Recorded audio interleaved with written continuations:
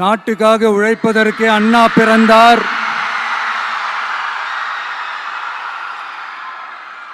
பொது நலத்தில் தானே நாள் முழுக்க கண்ணா இருந்தார் அப்படின்ட்டு எம்ஜிஆர் அவர்கள் ஒரு பாட்டு ஒன்று பாடியிருக்கிறாங்க, கேட்டிருப்பீங்க. அப்படிப்பட்ட நம்ம காஞ்சி தலைவர் அறிஞர் அண்ணா அவர்கள் பிறந்த மாவட்டம் தான் இந்த காஞ்சிபுரம் மாவட்டம்.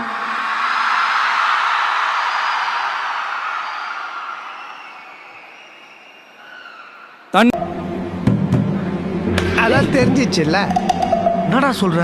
அதான் தெரிஞ்சிச்சுன்ற, தெரிஞ்சதுனால என்னுடைய வழிகாட்டின்றதுனாலேயே தான் ஆரம்பிச்ச கட்சியினுடைய கொடியில அறிஞர் அண்ணா அவர்களை வச்சவர் எம்ஜிஆர். ஆனா அறிஞர் அண்ணா அவர்கள் ஆரம்பிச்ச அந்த கட்சியை அதுக்கப்புறம் கைப்பற்றினவங்க என்னெல்லாம் பண்றாங்கன்னு நான் சொல்லிதான் உங்களுக்கு தெரியணுமா என்ன? மக்களே, உங்களுக்கு தான் அது நல்லா தெரியுமே.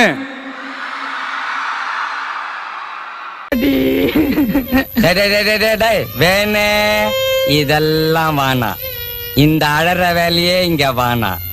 இன்னும் நிறைய பாட்டுங்க இருக்குது, எல்லாம் சாவ போது. அப்ப அழுதுக்கோ. தனிப்பட்ட முறையில் எங்களுக்கும் அவங்களுக்கும் எந்த பிரச்சனையும் கிடையாதுங்க. எந்த வாய்க்கா வரப்பு தகராறுலாம் எதுவுமே கிடையாதுங்க. மனதிலே மாளிகை வாசம் கிடைத்ததோ மரநிழல் நேசம்.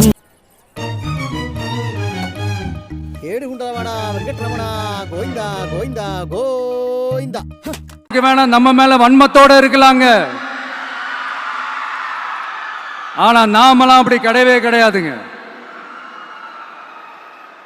ஆனா உங்களை என்ன நம்ம எல்லாரையும் பொய் சொல்லி நம்ப வச்சு ஓட்டு போட வச்சு ஏமாத்தினாங்கல்ல.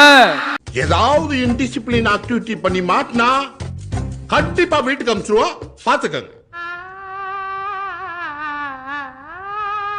இதா கவு அம்ச்சான்.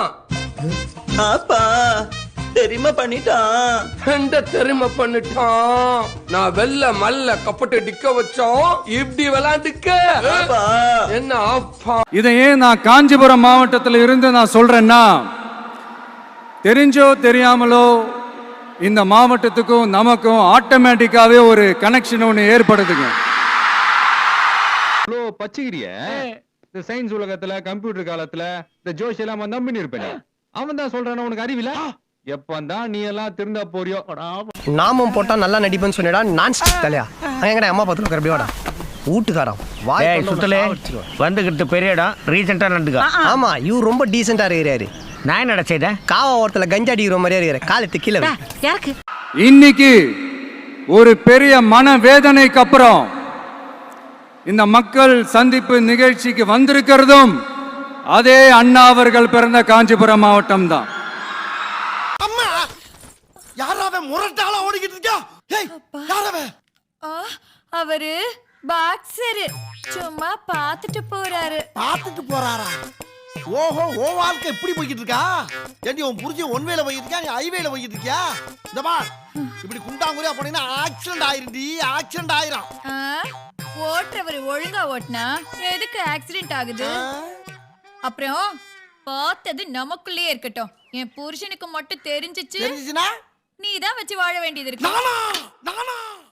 எல்லாமும் கொடுத்த நம்ம மக்களுக்காக எல்லா நல்லதையும் செய்யணும், அதுவும் சட்டப்பூர்வமாக செய்யணும், அங்கீகாரத்தோட செய்யணும், அதிகாரப்பூர்வமாக செய்யணும், ஒட்டுமொத்த தமிழ்நாட்டு மக்களுக்கும் செய்யணும், ஒரே மாதிரி செய்யணும், ஒரே எண்ணத்தோட செய்யணும். இப்ப சாதாரண மாமூல் வயசு எப்படி இருக்க, இதுவே மைக் வயசு பார். துடைப்பு வைக்க இளைய வெட்டாளவே, வீர வைக்க விவசாயிகளே, நாட்டப்படுத்த சமுதாயத்தை மாற்றி வைக்கிறோ ராக பழைக்கிறார். ஓடி வாருங்கள், ஓடி வாருங்கள். இப்போது நான் எதிர்கட்சிக்காரர்களை பார்த்து ஒன்று கேட்டுக்கொள்ள ஆசைப்படுகிறேன். அவங்கள பார்த்து கேட்கணும், சும்மா கேட்கறத. இப்ப நான் உனக்கு கேட்டதான நாளைக்கு மேடை போட்டு அவனு கேட்பேன், ஜனங்களுக்கு பொழுது போக வேண்டாமா? அதுக்கும் பேங்க் திறக்கிறதுக்கு என்னங்க சம்பந்தம்? என்ன நீ அர்த்தமெல்லாம் பேசிட்டு இருக்க? கல்யாணம் வெளியே சவால் விட்டுருக்கானுங்க, அர்ச்சனைக்கு பதிலாக அறிக்கை விட்டுருக்கானுங்க. நேற்று ஒரு கல்யாணத்துக்கு போயிருக்கேன், கட்சிக்காரன் பேசுறேன், தாலை போனாலும் பரவாயில்லை, தாயகத்தை காப்பாற்றுங்கள். என் பிணத்து மீது நடந்து வந்த கொள்கையா? அதனப்பா கிலோ என்ன விலை என்னன்னு கேட்கிற அளவுக்கு அப்படி ஒரு கட்சியை ஒன்று நடத்திக்கிட்டு அந்த கட்சியினுடைய தலைவர் தமிழ்நாட்டு முதல்வர் சொல்றாரு நமக்கு கொள்கை இல்லையா. எப்படி? நமக்கு கொள்கை இல்லையா? பிறப்புக்கும் எல்லா உயிருக்கும்னு ஒரு அடிப்படை கோட்பாட்டை நம்ம கட்சியினுடைய ஒரு முக்கிய கோட்பாட்டை அறிவிச்ச நமக்கு கொள்கை இல்லையா?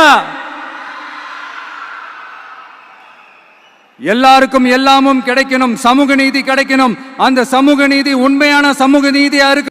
எல்லாத்தையும் நீங்க ஊரை கொள்ளை அடிக்கலாம் திட்டம் போட்ட வேற எதுக்காக போய் அரசியல் நிக்கணும்?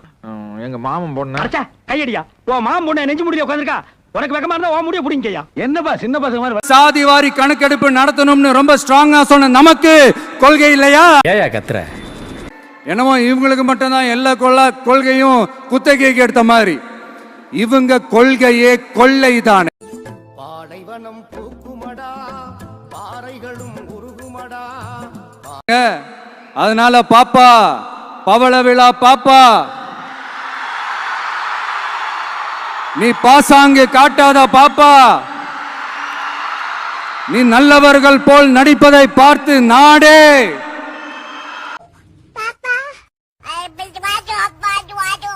இந்த இவனுக்கு ஒரு சீட் எடுத்து பாருங்க ஐயா. வெறும் பொய்யா சொல்லிக்கிட்டு தெரியலாம். இவருக்கெல்லாம் சீட் எடுத்து பார்க்க வேண்டிய அவசியம் இல்ல, முகரையை பார்த்தாலே சொல்லிடுவேன். சுரண்டிட்டாங்க, கொள்ளை அடிச்சிட்டாங்க, நாசம் பண்ணிட்டாங்க, மோசம் பண்ணிட்டாங்கன்னு இன்னும் என்ன வேணாலும் சொல்லலாம். ஆக மொத்தம் அழிச்சிட்டாங்க. 10 பங்களா கட்டணும், 20 கார் வாங்கணும். ஊட்டியில எனக்கு சொந்தம், டீ தான் மத்தவங்களுக்கு எல்லாம் சொந்தம். கொடைக்கானல்ல கொடை எனக்கு சொந்தம், கானல் தான் மத்தவங்களுக்கு எல்லாம் சொந்தம். அப்புறம் இந்த ஆப்பிள் தோட்டம், காபி தோட்டம், ஆரஞ்சு தோட்டம், ஹோட்டல்ல 5 ஸ்டார் 3 ஸ்டார் 2 ஸ்டார், சைடுல சுவிஸ் பேங்க்ல ஒரு 50 கோடி. என்னது பணம் தான். இதெல்லாம் போக மீதி கஜானாவில் ஏதாவது பணம் இருந்தா நாட்டு மக்களுக்கு ஏதாவது செய்யலாமான்னு சிந்திப்பேன். இப்படி மக்களுக்காக மக்களோட பிரச்சனைகளை எடுத்து பேசுறதுனால இப்ப ஆட்சியில் இருக்கிறவங்களுக்கு நம்ம மேல ஒரு ஆத்திரம் வரத்தானே செய்யும். அதனாலதான் நீங்க பாத்தீங்கன்னா சட்டசபையில் ஆரம்பிச்சு ஒரு சாதாரண நிகழ்ச்சி வரைக்கும் எல்லா மேடையிலையும் மேடைக்கு மேடை டிவிக்கே தான். ஸ்டெப்னி இல்ல வைஃப். யாருக்கு? பின்னாடி இருக்கிறவருக்கு. யோ என்ன முன்னாடி பின்னாடி குழப்பறீங்க? நீங்க எல்லாம் யாரு? என்ன பிசினஸ் பண்றீங்க? நான் சொல்றேன் சார், நான் எல்லாத்தையோட ரொம்ப ரொம்ப முக்கியம், சட்டம் ஒழுங்க ரொம்ப ஸ்ட்ரிக்டா வச்சிருக்கணும். நீ எல்லாம் ஆட்சிக்கு வந்தா நாட்டுக்கு என்ன பண்ண? கேள்வியே தப்பு.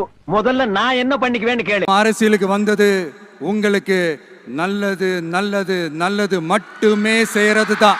மணியா சாதியா மரமாவ நம்ம சனங்க பிரிஞ்சு கிடக்குற வரைக்கும் நம்மள மாதிரி அரசியல்வாதி குதிரை ஏறிட்டே இருக்க வேண்டியது. அப்ப நம்ம மாதிரி ஆளுக்கு சந்தோஷமா இருக்கிறது இந்த சாதியிலே கண்டுபிடிச்சிருப்பான்னு நினைக்கிறேன். இந்த விஜய் சும்மா எதையும் சொல்ல மாட்டான். ஒன்னு சொன்னா அதை செய்யாம விட மாட்டான். ஒரு வாட்டி முடிவு பண்ணிட்டேன்னா என் பேச்ச நானே கேட்க மாட்டேன். அப்புறம் ஒரு அதிசயம் சொல்ல முடியாது, இது ஒரு கண்டுபிடிக்க முடியாத ஒரு உண்மைன்னு சொல்லலாம். அது என்னப்பா? அது தற்குறியா? எதுக்குதான் கூட்டம் சேருதுன்னு அர்த்தமே இல்லாம போச்சு போல. விழுமிடத்தை அடைக்காதீர்கள், தாவதற்கு சௌரியம் செய்து கொடுங்கள். கட்சி தெரியாத பயலெல்லாம் கட்சியை பத்தி பேச ஆரம்பிச்சுட்டாயா? சும்மா பிளாஸ்ட் தான். கட்சிக்குள்ள உங்களுக்கு சீட்டு கிடைக்கவே கிடைக்காதுன்னு பேசிக்கிறாங்க. அப்படியே கிடைச்சாலும் யாரும் உங்களுக்கு ஓட்டு போட மாட்டாங்க. நான் ஒண்ணுமே பண்ணலையாடா? அதானுங்க, ஏதாவது பண்ணா தானே போடுவாங்க. நீங்க தான் ஒண்ணுமே பண்றது இல்லையே.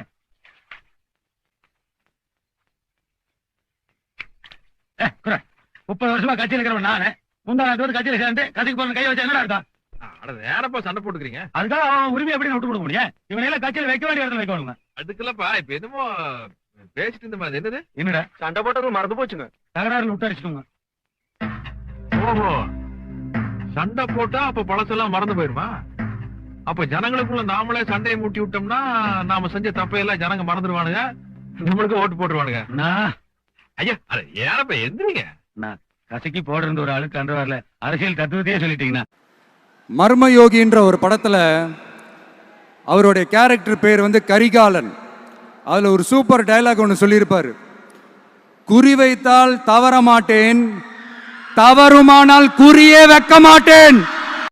என்னமோ வயிற்ற கட்டி வாய கட்டி சம்பாதிக்க சொத்து அதை அழிக்கிறதுக்கு வெள்ளிக்கிழமைக்கு அடுத்த கிழமை வந்து நம்ம வீட்டுல திறந்திருக்கு. என்ன ஆகுதோ சும்மா லாஜிக்கே இல்லாம தற்குறி தற்குறி.